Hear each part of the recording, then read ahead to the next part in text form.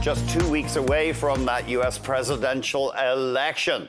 One hard-to-gauge factor here is the personality interaction between the leader of Canada and the United States. Let's get some insight from Greg Valliere, Chief U.S. Policy Strategist at AGF Investments. Greg, thanks very much indeed for joining us. Looking ahead to the U.S. presidential election, what are your thoughts? I mean, say Mr. Trump returns to the White House.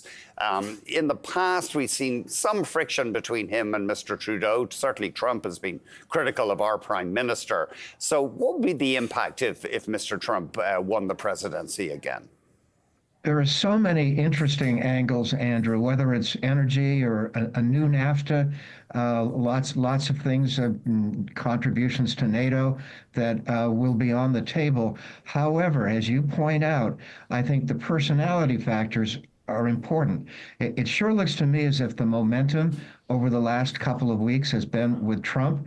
Harris could still win this, but I think Trump is the favorite right now. He could make another faux pas. He's exceptionally erratic, as you know, but I do think that Trump will win. And if Trump wins, you'd have to say that there could be a lot of friction on policy issues because Trump and Trudeau do not like each other. What about if Kamala Harris wins the presidency? What would be the interaction there with Mr. Trudeau? Of course, she has background. She spent time living in Canada. Absolutely. She spent several years in Montreal when her mother was at McGill.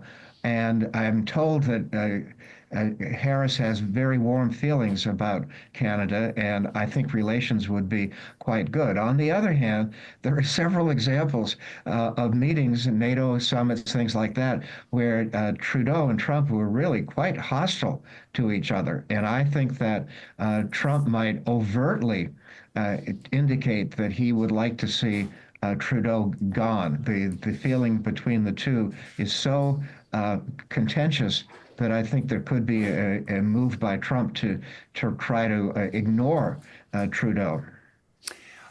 On trade, there's the perennial irritants, lumber and dairy. Would there be much difference between Mr. Trump and Ms. Harris on how they would approach those issues? I think initially, Andrew, I think that on so many issues, especially how much does Canada contribute to NATO, I think that there will be initially maybe a sense of cooperation. But as long as Trudeau and Trump are locked in against each other, I think it's going to be pretty difficult. At some point, obviously, Trudeau is going to leave office. I can't tell you when on that, but I do think if Trudeau does leave, there could be a possibility of better relations. I would say, though, that Harris, I think, would basically try to have a honeymoon. I think there could be a honeymoon between Canada and the U.S., Japan and the U.S., even China and the U.S. I think that Harris would like to have a honeymoon for a few months to see if she can get relations on more solid footing. Mr. Trump has vowed to reopen the Canada-US-Mexico trade agreement. Mr. Trudeau has said Canada is ready if that takes place. Do you think Trump would press for big changes to the trade accord?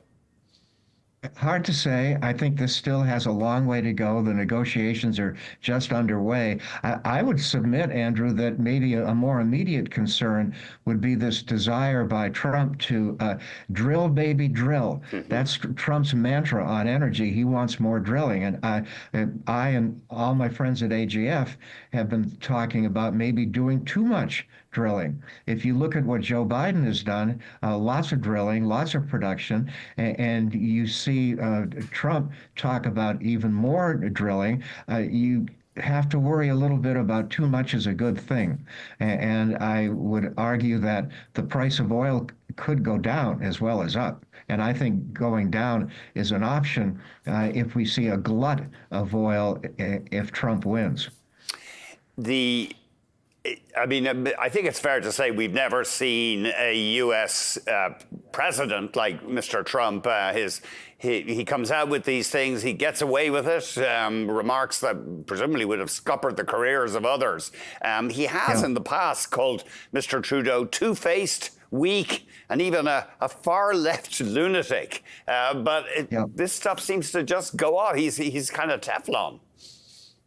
Yeah, he just in the last few days, some of the things he said have been just way, way, way over the top. Many people in both parties are beginning to think he's off the rails.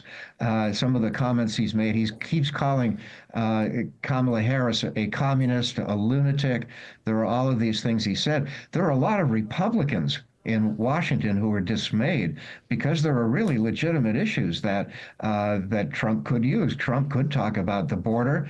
He could talk about urban crime. He could talk about taxes. But instead of talking about substantive issues, he's devoted most of his time to insults, which has upset even Republicans in Washington. Greg, we better jump. Thank you very much for joining us. All right, you bet. Greg Valliere.